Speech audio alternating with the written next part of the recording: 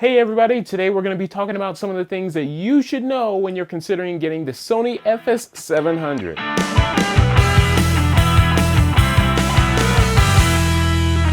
Okay, so we're going to be breaking this down into two separate categories. We're going to be looking at the pros and the cons of this camera. Since it is a $6,500 camera currently right now with the kit lens, it's something that you really want to be careful of and know what you're getting into with that big investment. Now, the very first thing that I have to say is probably the best feature on this camera, and I've heard it a million times, people say it, is the slow motion feature. It is absolutely just breathtaking. It takes your video and turns it into buttery smooth, cool looking images, and you can basically take anything and make it look like $1,000,000. Now, it does do 1080p with the 240 frames per second, but anything above that, it's really unusable. The camera said that it goes up to 960 frames per second, but I've never even tried it just because I've seen some of the other videos on YouTube and it's not worth it. Now, also the ND filters, the built-in ND filters also are an amazing addition to this camera because the FS100 did not have those, and you also had to use filters on the lens, which was always a hassle because you don't want to have to worry about switching out your lenses or switching out filters on your lenses to get the right type of effect that you want for bright outdoor situations. Another great feature is the top handle grip. The top handle grip is definitely what you want to rely on when you're carrying something around like this, and especially if you add on pieces like a mounting system or a rail or anything, any type of extra accessories, it's definitely something that you want to be able to count on. And Sony did a really good job of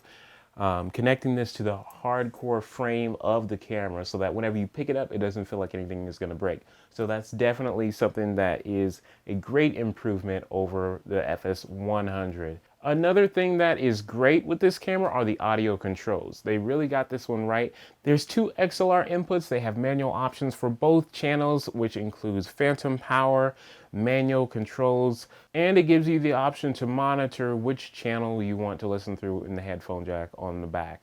So there are plenty of great options for audio. They do a great job of giving you full control of that. Another great thing about this camera are the mounting options. There are like mounting spots all over the place. As you can see, I have a lot of different stuff on here. I even have a Tascam 70D on the bottom that is hooked to the actual camera. And it still has spots for your regular tripod plate there. It also has mounting spots. There's like 8 of them on the bottom. There are 4 mounting spots on the top handle. Of course, you have the 2 cold shoe adapters on the handle as well. So you're definitely covered when it comes to mounting spots on this camera, which is always a plus. Now, another great feature are the picture profiles. The picture profiles gives you the ability to flatten your image whenever you're recording, whether it's in slow motion or 24 frames per second or whatever you choose to. You have the option to get a really flat look, and you can edit it in post, which gives you a lot more flexibility and gives you a lot more detail and color when you decide to change it around however you like. On the flip side, one thing to definitely look out for is low light performance. This camera is not a great low light performance camera. Whenever you go into a room or any type of nighttime scene, it does not do great. And especially if you're using slow motion, it just falls apart. You can immediately start to see noise, and that has always been a problem. The ND filters, of course, you want to keep those off if you're doing anything indoors because, like I said, this is not an outdoor camera. It's strictly for outdoor use and getting a lot of light. If you're doing it indoors, you want to do it in a situation like this where you have a lot of studio lights so you can actually manipulate your lighting. Now, another thing that I've found really awkward about this camera is the form factor. When you hold it in your hand, it's just like it doesn't really feel right. It doesn't have the great strength, and it just feels really plasticky, like it'll break if you press on something too hard or if you drop it. Definitely it feels like something's going to break. Also, with the side handle grip, I definitely don't feel comfortable using that in like a shoulder mounted position to carry all of the weight. So that is why I always refer to the top handle grip as the best spot to carry around the camera, because like I said, the side handle grip is just, it feels too plasticky. like it's not sturdy at all. So I always just take that off whenever I don't need it. Another thing to check out is the ISO settings, which really bothers me because I do a lot of wedding videography and event videography. So being able to change your ISO on the fly is really, really important. And I don't want to always have to depend on the ND filters to change my exposure, because I always want the best maximum quality that I can get. Now on this camera, you can only choose from low, medium, and high, which doesn't really give you a whole lot of options. If you need to switch to a different ISO setting, then your presets that you have to set prior to the event in your menu, then you're kind of in a bad situation.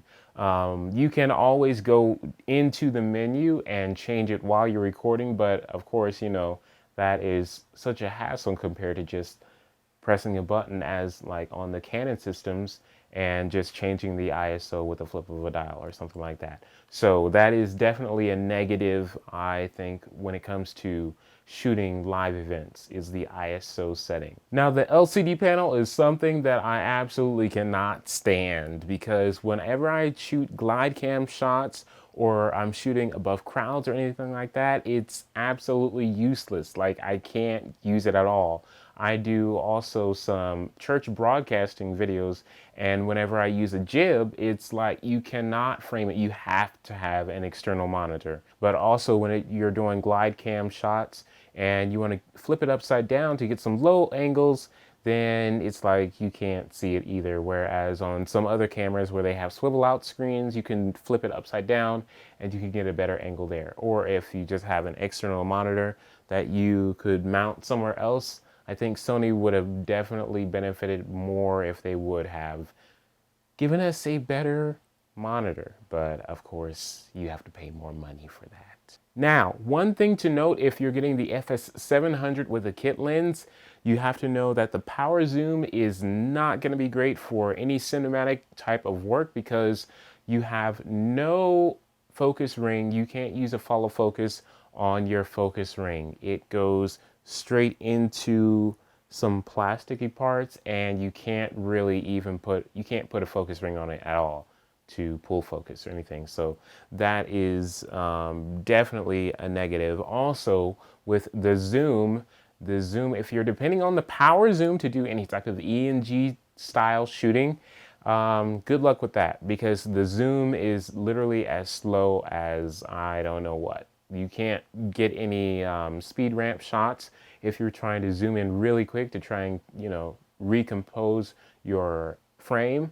It doesn't work. It doesn't work at all. That's why you just have to keep it in manual and do it that way if you're trying to do any type of ENG shots. But if you're doing any type of, let's say maybe it's a one-man band shoot and you only have one camera and you want to do a lot of zooming and panning and stuff like that, you get a pretty nice zoom. It's a pretty consistent speed zoom, and it doesn't look too bad. But for anything else, I would definitely say turn it to manual mode and don't use the power zoom. So keep that in mind. Now, I used to use a lot of Canon DSLRs to shoot some videos whenever I would do like event videography. And one thing that I noticed is that whenever I would stop recording, the camera would automatically turn off and go into power save mode. And the thing with this camera is that it does not give you the option to have a power save mode. Now, I know a lot of you may not even care about that, but some people, they may say, it's nice to have that, because I know personally a few times I've actually drained the battery because I forgot to turn off the camera when I was traveling from point A to B. And when I got there, I was like, yeah, I got to change the battery. So that's one thing that I think it's kind of important, because if you ever forget and you only have one battery, then, you're out of luck. But like I said, a lot of you may not even care about that. Another thing that I find really awkward about this camera is the mic input placement. The mic inputs of the XLRs are really weird, and they're just like, they don't make sense. Like, I would much rather have all of my inputs in one section at the back of the camera rather than one on the side and one farther back on the side. I think it just makes more sense to have all of your inputs and outputs in one place, either on the back or on the back side corner. That's just really awkward when you have like a lavalier mic, or you have a shotgun microphone that's using XLR inputs. Then that's kind of, you just don't want cords just coming all out of everywhere. It just looks really messy and sloppy, and it puts your camera at risk for the possibility of it being jerked over by somebody tripping over the cord, or something like that. It's just really messy, and I think it would be easier if it's just they're all in one place. Also, I really find it convenient to have a 1/8 inch input. That is really extremely important to me. Now, I know that you can get adapters to hook in XLRs and turn it into a 1/8 inch input, but also when you're in places where all people have are 1/8 inch adapters, and you don't have your special XLR to 1/8 inch adapter, then where are you at? You're up a creek. You don't really have any options. So I really don't like that, because when you're using things like a Video Mic Pro or any type of other small shotgun microphones, like when you're trying to do some glide cam shots and you just want a reference microphone on the top of your camera, you can't use anything small like that. You have to use an XLR, which is going to add more weight and, of course, just give you a much bulkier setup. Now, another big space waster for me on the FS700, I have a big problem with the RCA jacks out on the back of the camera. Now, I know some of you may say, oh, it doesn't really matter because I don't use that anyway. And that is exactly my point. Nobody uses RCA outputs anymore. And I'm saying, if you're buying a $6,500 camera, you should not be using RCA outputs. So they could have easily use that space to add, let's say, another HDMI or SDI output there, or maybe even a Thunderbolt or anything like that. I think it doesn't make any sense to put RCA output on a $6,500 camera. But my last gripe about this camera is the photo mode. The photo mode, it's nice to be able to have reference photos for post-production, for like thumbnails and stuff like that. But honestly, I think the photo mode on here is just absolutely useless. You don't have a whole lot of flexibility. I mean, yeah, you can change your ND filters and your shutter speed and things like that, but it's just, if you want photos, I would definitely recommend getting a cheap DSLR like a Canon T2i or something like that. I mean, you'll get much better image quality and your pictures will really come out a lot nicer. It's just, the photo mode is just, it's useless to me. And the photo buttons that are used on the side hand grip also are just a waste of space to me. Like, I could use those buttons to control like my ISO or my shutter speed or something like that. That would be much more useful to me rather than just having a photo button on that hand grip. With that being said, the FS700 is a good camera. There's just a few things that you really want to pay attention to before you decide that you want to buy or rent or even use or whatever you're going to do with this camera. Definitely take those things into consideration, but all in all, the slow motion feature, the ND filters, the top handle grip, those are definitely the best highlights. The image quality also in this camera is fantastic. That is definitely what you're looking for. I mean, if what you're looking for is a camera with great slow motion capabilities, or if you want something that just has really good image quality outdoors, not indoors, then this may be the camera that you want to consider. But also, $6,500, I don't know.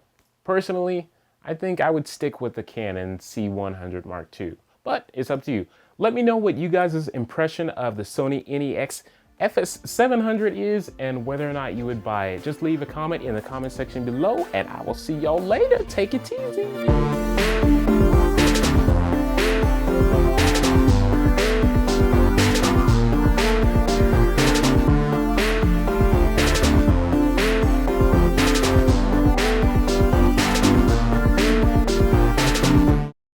Also, I really can't find, what? No.